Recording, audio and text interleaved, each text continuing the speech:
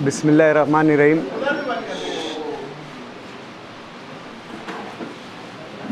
आज की जो प्रेस कॉन्फ्रेंस है, पत्रकार परिषद है, आज जो है हमारे शहर के ज्येष्ठ सामाजिक कार्यकर्ता दिलीप सोमवंशी की अध्यक्षता में और उनकी सदारत में ली जा रही है। इसी के साथ साथ आज हमारे प्रदीप बोरगे साहब जो दलित युवा सेना के अध्यक्ष भी है और मालेगांव कामगार घंटा गाड़ी वो दीगर साफ़ सफाई की जो संस्था है उसके अध्यक्ष भी है। आज के हमारी इस प्रेस कॉन्फ्रेंस में जो है शकील भाई, रियाज भाई आयशा नगर से तशरीफ़ लाए हैं। गुरुवार वार्ड की नुमाइंदगी के लिए हमारे महमूद भाई रेडीमेड वाले हैं आज हमारे साथ, और उन्हीं के साथ साथ हमारे शमशेर भाई है और मजलिस इत्तेहादुल मुस्लिमीन के कॉरपोरेटर लईक हाजी साहब भी यहाँ पर तशरीफ़ फरमा है, जो आने वाले पार्लियामेंट इलेक्शन में जो है वार्ड नंबर 17 की ज़िम्मेदारी निभाएंगे। इसी के साथ हाजी यूसुफ ईसा साहब है, ये मजलिस पासबान आइन के कन्वेनर्स में शामिल है। तायब भाई राकेल वाले हैं, खलील भाई बेकरी वाले हैं, रशीद शाह साहब है, हमारे रुस्तम चाचा जो मालदा से ताल्लुक़ रखते हैं।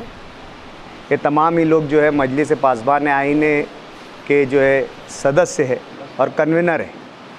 और आपकी मालूमात के लिए मैं बता दूं कि आज की जो ये प्रेस कॉन्फ्रेंस जो है वो मजलिस पासबान आइन के नाम से मजलिस पासबान आइन के बैनर तले ली जा रही है। जैसा कि इस संस्था, इस तंजीम के नाम से ही आप लोगों को इसकी कार्यपद्धति, इसकी काम करने की ज़रूरत और काम करने का तरीक़ाकार जो है समझ में आ गया होगा। आज मुस्तकबिल करीब में धुलिया मालेगांव पार्लियामेंट का इलेक्शन होने जा रहा है।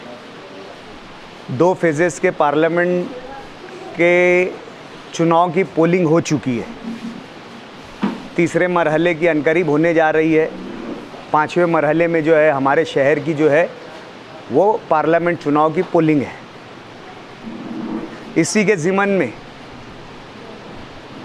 आवाम में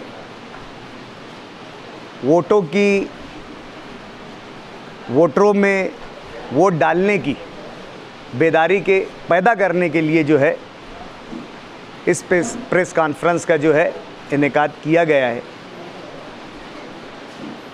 जिस तरीके से 10 साल से भाजपा की हुकूमत है,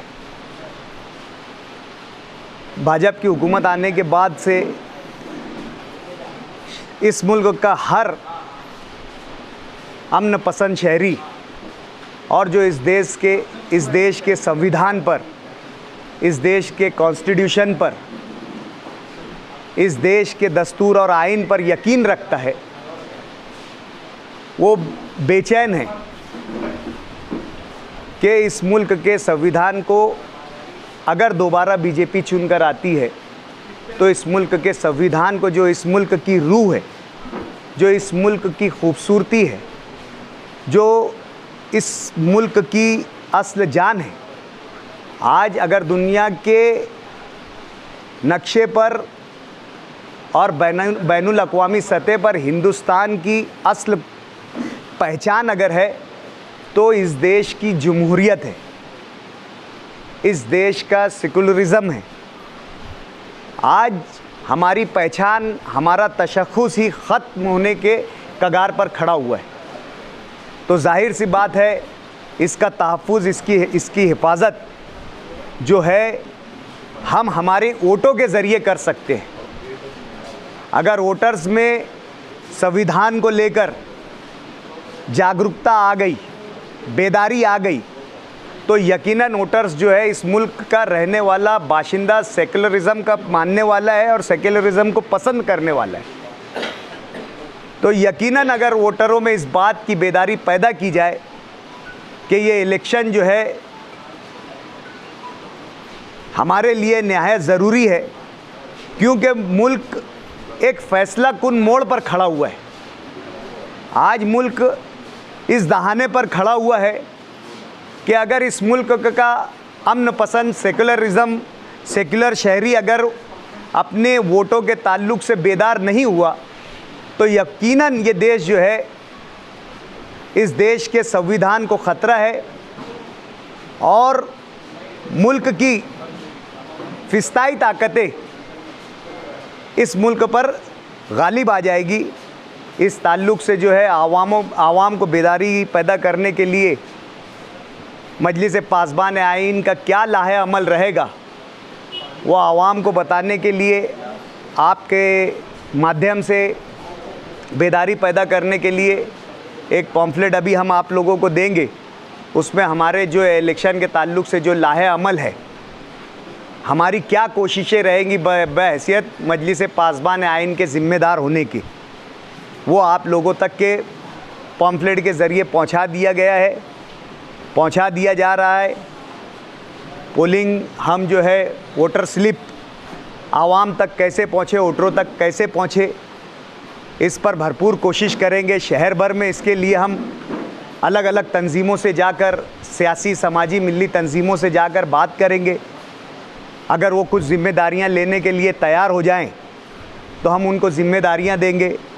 मालेगांव शहर में क्लबों का, अदारों का कल्चर है और मुश्किल हालात में इनका हमेशा एक रोल रहा है, तो हम क्लबों, अदारों से भी जाकर मुलाकात करेंगे।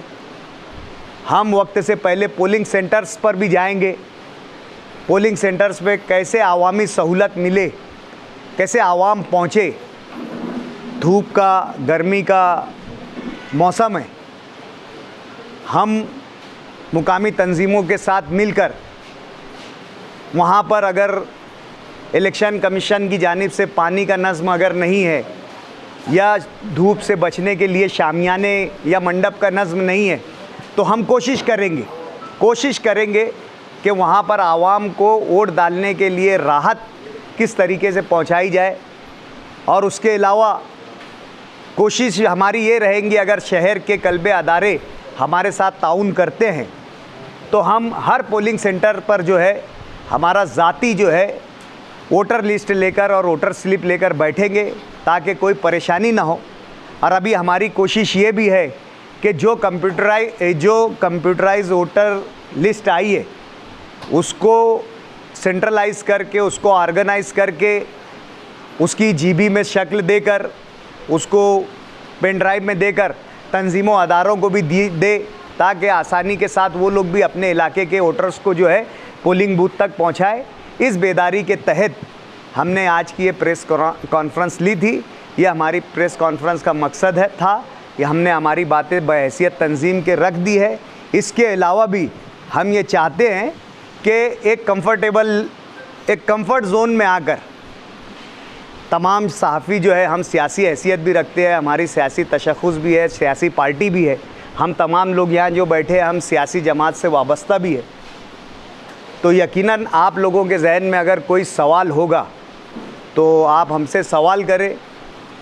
एक कंफर्ट लेवल में, एक कंफर्ट जोन में, बिल्कुल एक यानी फ्री एटमॉस्फेयर में हम चाहते हैं कि तमाम साफ़ी जो है अपना इत्मीनान जो है इस इलेक्शन के ताल्लुक से, हमारे सियासी रोल के ताल्लुक से आप लोग जो है हमसे वाज़े कर सकते हैं, बात कर सकते हैं, सवाल कर सकते हैं। जी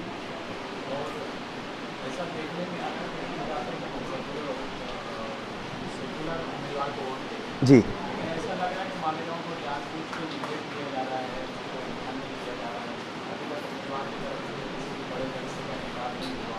जी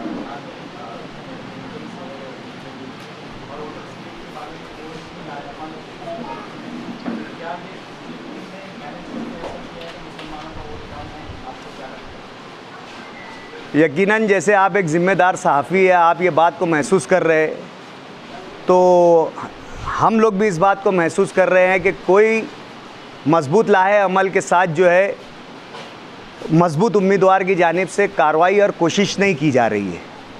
लेकिन आज वक्त और हालात की ज़रूरत ये है कि हमें डॉक्टर बाबा साहेब अम्बेडकर के बनाए गए संविधान की हिफाजत करना है आज हमारी ये आइनी जिम्मेदारी हो गई है कि हम इस आइन की यानी हिफाजत करें। तो हम तो सियासी जमात के जो भी मजबूत उम्मीदवार हैं, आपके माध्यम से ही उनसे गुजारिश करते हैं कि असल में ये यहाँ पर तमाम सियासी जमातों से वो रब्ता करना चाहिए, उनसे मिलना चाहिए, उनके ज़िम्मेदारों से मिलना चाहिए, क्योंकि हर एक सियासी जमात का अपना केडर है, अपनी तंजीम है, हर एक का एक अपना संगठन है। उनके संगठन से पहुंचकर उनसे काम लेना चाहिए ताकि और मज़ीद आसानियां पैदा हो और यहाँ पर जो है मजबूत उम्मीदवार को एक भरपूर अक्सरियत में जो है वो वोट मिले। ये काम जो है सियासी पार्टी जो मजबूत उम्मीदवार है उसके ज़िम्मेदार ही कर सकते हैं, हम सिर्फ राय दे सकते हैं।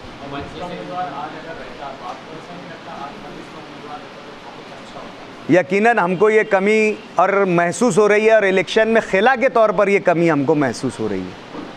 आज अगर मजलिस का उम्मीदवार यहाँ होता तो हम ये साबित करते थे कि हमारी वोटों की कितनी ताकत है और हम कितनी ताकत से हम इस संविधान के मानने वाले लोग, इस विचारधारा के लोग इस कॉन्स्टिट्यूंसी में मौजूद है। हमारी असल लड़ाई ही ये थी कि हमें ये साबित करना है कि हम लोग जो है इस आइन के, इस संविधान के असल जो है तहफ़्फ़ुज़ करने वाले हम ही लोग हैं और ये शहर सियासी तौर से बेदार है और वो मुल्क की सियासत और सूबे की सियासत और शहर की सियासत को बखूबी जानता है। और इसी बुनियाद पर यहाँ पर जो है हमारी ये कोशिश थी कि मजलिस इत्तेहादुल मुस्लिमीन का नुमाइंदा उम्मीदवार जो है वो आना चाहिए, लेकिन कई वजूहात की बिना पर जो है वो हमारा उम्मीदवार नहीं आ सका। और हमने जो हमारा दर्द है, जो हमारे पार्टी मीटिंग के ज़रिए हमने हमारा दर्द वाज़े कर चुके हैं। इसका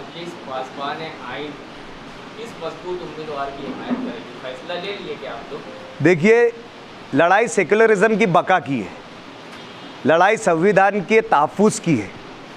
यकीनन ये उसूल कहता है कि सामने अगर दो मुसीबतें हो तो हमें छोटी मुसीबत को इख्तियार कर लेना चाहिए ताकि हम बड़े ख़तरे से बच सकें या बड़े नुकसान से बच सकें। तो जाहिर सी बात है हम लोग जो है आम फहम आदमी भी इस बात को समझेगा और महसूस करेगा कि हमारे यहाँ पर आज किसको मजबूत उम्मीदवार समझा जा रहा है। बज़ाहिर मैं इस बात को भी वाज़े कर दे रहा हूँ कि बज़ाहिर मजबूत उम्मीदवार कौन है, वो हकीकी तौर पर मजबूत उम्मीदवार है या नहीं है, अब ये तो इलेक्शन के नताइज जो है वो बताएंगे कि हकीकी तौर से वो उम्मीदवार मजबूत था या नहीं था। लेकिन बज़ाहिर आज जिसे वो मजबूत उम्मीदवार समझा जा रहा है, मजलिस पासबान आइन उसको समझ रही है। जुमा के दिन शेख आसिफ इन्होंने अपने बयान में कहा वक्त पर मौजूदा मिले मुफ्ती मोहम्मद फाइक कासमी जिन्होंने 1,17,000 जायद वोटें दी, उसके बावजूद में सिर्फ यूनुस ईसा खानवादे को टारगेट किया। तो कहीं ना कहीं ये दर्द हम देखा जा रहा है कि यूनुस ईसा खानवादा सियासत में अपना एक बहुत बड़ा मुकाम रखता है। इस बारे में आपकी क्या राय है? नहीं, ये किसी कहने के बात नहीं है। अगर ऐसी कोई बात हमारे सामने आएगी तो हम इसका जवाब देंगे। ऐसी कोई बात हमारे सामने नहीं आई। मजलिस का उम्मीदवार नहीं है, आपको इसका तल्ब है। मौलाना उमरैन की उम्मीदवारी से लेकर मजलिस के आमदार के बयान तक और अभी इन दिनों तक कुछ इख्तिलाफ की खबरें आ रही है एमएलए साहब से और आप लोग के दरमियान, तो इस बारे में आप क्या कहेंगे? देखिए, सियासी नज़रियात और सियासी इख्तिलाफात तो हर जगह रहते हैं, लेकिन हमने एक स्लोगन डाला है और ये स्लोगन की हम तशहीर भी कर रहे हैं कि इत्तेहाद का मतलब इख्तिलाफ के साथ सलीके से जीना। ये हमारा बोलना और कहना है। इख्तिलाफात ज़ाहिर सी बात है, हम नज़रियाती तौर से पार्टी से जुड़े हुए हैं, पार्टी की आइडियालॉजी को, पार्टी की नज़रियात को, पार्टी की विचारधारा को जो है हम आगे ले जाने का काम कर रहे हैं। और अगर हमें ये महसूस होता है कि कोई आइनी ओहदे पर फायज़ हमारा नुमाइंदा या पार्टी का ज़िम्मेदार हमारी इस कोशिश में कोताही बरत रहा है, तो ज़रूर सी बात है कि ये जाहिर सी बात है कि हमारा दर्द तो छलकेगा। क्या जीत की दावेदारी करने वाला सिलसिलेदार उम्मीदवार उन्होंने आपसे कोई रास्ता कायम किया, समर्थन आपसे मांगा है अब तक? ऐसा है कि ये सवाल तो अभी शहर की तमाम सियासी और मिली तंजीमों से पूछना चाहिए। हमारा दर्जा तो अभी ये नौमौलूद तंजीम है। ये तो तंजीम है, नौमौलूद है। इसने सिर्फ 2-4 जो है काम किया है। NRC के टाइम पर जो है जो मामलात आए थे, ये तंजीम उस वक्त जो है अमल में लाई गई थी और इसके तहत और मुल्क की 75वीं आज़ादी की सालगिरह पर घर घर जो है झंडा तकसीम करने का इस तंजीम ने काम किया था। तो ये तंजीम तो अभी बहुत छोटी है। तो इसके ज़िम्मेदारों से मिलना मिलाने की बात बाद में, शहर के बड़े सियासी ज़िम्मेदारान से वो उम्मीदवारों ने राब्ता कायम किया या नहीं किया, आपको पहले इस पर वजाहत तलब करनी चाहिए। जलसा है मजलिस पासबान आइन का, क्या अहम उन्वानात होंगे इसके, या आप वोट कैसे मांगे, किसके लिए मांगेंगे आप? मसला ये है कि हम तमाम लोग यहाँ पर बैठे जो लोग हैं वो सियासी लोग हैं। हम सबको हमारे सियासी वजूद का एहसास बताना है, जतलाना है, और उसके अलावा हम एक नज़रियाती पार्टी से भी जुड़े हुए हैं। उसके नज़रियात को भी आवाम के सामने रखना है, उसके मकसद को भी रखना है। और सबसे तीसरी और अहम बात, ये इलेक्शन जो है ये इंतहाई अहमियत का हामिल है। हम बार बार कह रहे हैं कि मुल्क जो है वो फ़ैसला कुन मोड़ पर खड़ा हुआ है। आज अगर हमने सही फ़ैसला नहीं किया तो मुल्क तबाही की तरफ और बर्बादी की तरफ जा सकता है। इसलिए इन हालात में हम जो है ज़िम्मेदारी निभाएंगे, और ज़िम्मेदारी निभाकर हम जो है बीजेपी के मुखालिफ इलेक्शन खिलाफ में है, जो इलेक्शन लड़ने की तैयारी में है। हालिया पार्लियामेंट इलेक्शन जो है सियासी जमातों के माबैन है, और आप सियासी हो तो मजलिस इत्तेहादुल मुस्लिमीन के बैनर तले आपकी सरगर्मी क्यों नहीं हो रही है? मजलिस इत्तेहादुल मुस्लिमीन अपना एक सियासी नज़रिया रखती है। मजलिस इत्तेहादुल मुस्लिमीन दबे कुचले पिछड़ों को साथ में लेकर इन्हें सियासी तौर पे इनका पॉलिटिकल एम्पावरमेंट, इनका राजकीय सशक्तिकरण करना चाहती है। हमें आज उनके नज़रियात के हिसाब से उम्मीदवार अगर उनको नहीं मिलता है तो जाहिर सी बात है कि कहीं ना कहीं नज़रिया टकराने वाले लोग एक मंच, एक स्टेज पर जो है साझा नहीं कर सकते, शेयर नहीं कर सकते। इसलिए हमें हमारे वजूद के खातिर एक अलग तंजीम के साथ इस इलेक्शन में आना पड़ रहा है। आप कौमी सदर से नाराज़ तो नहीं है? कौमी सदर की हिदायत पर काम किया गया, फ़ोटो, मुलाकातें, और हमने जब एक बैनर और एक ज़िम्मेदार की हैसियत से कौमी सदर की ईमा पर बात कही तो हमारी नाराज़गी का क्या सवाल होता। जो लोग अपने बैनर पोस्टर पर कहीं अगर मजलिस के कौमी सदर का फ़ोटो नहीं लगाते, अपनी ऑफिस पर नहीं लगाते, अपने किसी कहीं जगह पर वाजे नहीं करते, ये तो सवाल उनसे बनता। आज तो हम इतना बड़ा कौमी सदर का फ़ोटो लगा कर बात कर रहे हैं। कौमी सदर साहब आज औरंगाबाद में जी, तो क्या लगता यहाँ के इलेक्शन और वहाँ के इलेक्शन में फर्क? कल हमने तो यही बात बोले कि एक नज़रिया 150 किलोमीटर का सफ़र नहीं कर सकता।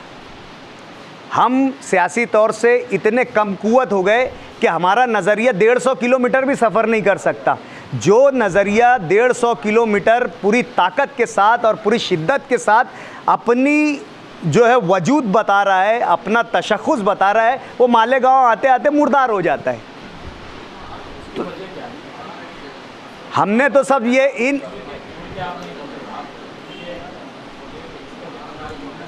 देखिए, हमारी बात ये थी कि हमने जो आज से 5 साल पहले जो असेंबली का इलेक्शन हुआ था उसमें यही कोशिश की थी कि सियासी तौर से मजबूत उम्मीदवार के साथ रहकर मजलिस के नज़रिए को, मजलिस के जो आइडियोलॉजी को पूरे शहर में पेनिट्रेट करे, पूरे शहर में जो है पहुंचाए और लोगों में वो उस मजलिस के नज़रियात का जो है हम जो रिसाव करें। लेकिन 5 साल में जिस तरीके का डिसकोऑर्डिनेशन रहा, जिस तरीके की गैर राब्तगी जो रही आइनी ओहदे पर बुरेजमान और तंजीमी ओहदे पर बुरेजमान लोगों की, तो उससे कहीं ना कहीं नज़रिया को ठेस पहुंची। खुशी और नाराज़गी मेरी ज़ाती नहीं है, खुशी और नाराज़गी मेरी ज़ाती नहीं है। मैंने पूरी मुकम्मल तौर से ज़ाती तौर से उनके अदब व एहतराम किया। उनके साथ बाकी भी लोग चलने वाले थे, किस तरीके से उनकी शख्सियत को मस्ख और मजरू किया, किस तरीके से उनकी पर्सनालिटी को डैमेज किया, ये आप लोगों ने देखा। अगर मेरी नाराज़गी मेरी अपनी ज़ाती रहती तो जाहिर सी बात है मैं उन पर अपना जो है ज़ाती हमला करता था, ज़ाती से उनकी शख्सियत को मस्ख करने की या डैमेज करने की कोशिश करता था। मेरी लड़ाई या हमारे यहाँ पर बैठे हुए जो तंजीम में लोग जुड़े हैं उनकी लड़ाई नज़रियाती लड़ाई है। अगर कोई शख्स नज़रियात का हामी बन जाए या नज़रियात पर वापस आ जाए, कायम हो जाए, नज़रियात को कायम व दायम रखने के लिए अपनी कोशिश अगर पेश करता है तो ये लड़ाई खुद ब खुद ख़त्म हो सकती है। नजरियात की नाराजगी आप बता, देखिए मैंने पार्टी लेवल की नाराजगी इसको बोल सकते हैं। देखिए पार्टी नज़रिया ये सब एक चीज़ें है, एक लेवल की नाराजगी आप बोल के एक नज़रिया पार्टी ये जो है ये एक दोनों एक दूसरे के लिए लाजुम व मलजूम है। हम ना नज़रिए को अलग कर सकते ना पार्टी को अलग कर सकते। जाहिर सी बात है पार्टी की रूह पार्टी का नज़रिया होती है, हम पार्टी के नज़रिए को पार्टी की रूह को नहीं ये अलग कर सकते। जो आदमी पार्टी में उसको नज़रिए का हामी होना चाहिए। डॉक्टर साहब तो आपका स्टेज अलग रहेगा और एमएलए साहब का स्टेज अलग रहेगा। देखिए मजलिस पासबान आइन का स्टेज है, यहाँ पर एमएलए साहब के ताल्लुक से आप क्यों बार बार सवाल कर रहे हैं? मजलिस इत्तेहादुल मुस्लिमीन के एमएलए है, यहाँ पे जिम्मेदार बैठे हैं मजलिस पासबान आइन के। एक बात ये भी सामने आ रही है कि आने वाले असेंबली इलेक्शन में आप खुद उम्मीदवारी करने वाले हैं। देखिए मेरे खानवादे ने तो आज ये पहली मर्तबा या नई कोई बात नहीं है। हमने 1995 में भी उम्मीदवारी की, 2004 में भी उम्मीदवारी की, 2014 में भी उम्मीदवारी की। हमारा एक संगठन है, हमारी एक जो है तंजीम है, शहर में हमारे मानने वाले लोग हैं, हमारे खुद के ख़ानदानी तौर पर एक वोट बैंक है, हमारे पार्टी के नज़रियात से जुड़ी हुई एक वोट बैंक है। इन तमाम बातों को जो है पिछले असेंबली इलेक्शन में है मुफ्ती मोहम्मद इस्माइल साहब को फ़ायदा मिला है। तो जाहिर सी बात है अगर हम कोई ख्वाहिश और ख्वाब तो नहीं देख रहे, हम एक नज़रिए को लेकर चल रहे, नज़रिए के साथ रहने की अगर कोई नज़रिए का तहफ़्फ़ुज़ करने वाला शख्स नहीं रहता है तो यकीनन हम उम्मीदवारी करेंगे। डॉक्टर साहब ये आपने कहा कि जो है मौजूदा एमएलए थे वो कांग्रेस वगैरह का फोटो इस्तेमाल कर रहे हैं, एमआईएम का नाम इस्तेमाल कर रहे हैं और मौजूदा एमएलए कई मरतबा इस बात का इजहार कर चुके हैं कि एमआईएम का होने की वजह से मेरे साथ सौदा शुरू होता है, फंड नहीं मिलता, इसलिए मुमकिन है कि वो इन शनाख्तों को छुपाते होंगे। मैं जवाब तो दे रहा हूँ, लेकिन एमएलए के अलावा भी शहर में कई मसाइल है और कई इश्यूज़ है। मजलिस और एमएलए के अलावा भी कई इश्यूज़ है और मैं तो बोला ना कि एक कंफर्ट लेवल पर आकर हम बात करेंगे तो आप और दूसरे भी सवालात अगर आपके जहन में तो वो करें। बात ये है कि हमारे एमएलए ने जो मजलिस इत्तेहादुल मुस्लिमीन से चुन कर आए, कभी तीसरा महाज की बात की तो कभी जो है ये बात की कि एजाज़ बेग को मालेगांव शहर का कांग्रेस पार्टी का ज़िम्मेदार मैंने बनाया। मैंने बाड़ा साहब थोरात साहब से बात की, मैंने नाना पटोले साहब से जाकर उनकी बात की। कभी वो कहते हैं कि जो मजलिस के मकामी ज़िम्मेदारान हैं मैं तो बरसों उनसे मुलाकात नहीं करता। कभी वो कहते हैं कि मुझसे कांग्रेस के लोग राब्ते में हैं, मैं उम्रा कर आने के बाद जो है इस मामले पर जो है फ़ैसला करूँगा। एक नई अनगिनत ऐसे बयानात है जो मजलिस से इनहराफ करने के उनके बयानात साबित होते हैं। जैसे कि पूरे 5 साल ये नहीं लगा कि अजीत दादा पवार बीजेपी में नहीं जाएंगे, वैसे पूरे 5 साल हमको ये नहीं लगा कि मुफ्ती इस्माइल मजलिस में रहेंगे। इतनी सारी बातें होने के बाद अगर आज ये सब बातें होती है तो मैं नहीं बनता कि इतने सवालात बनेंगे।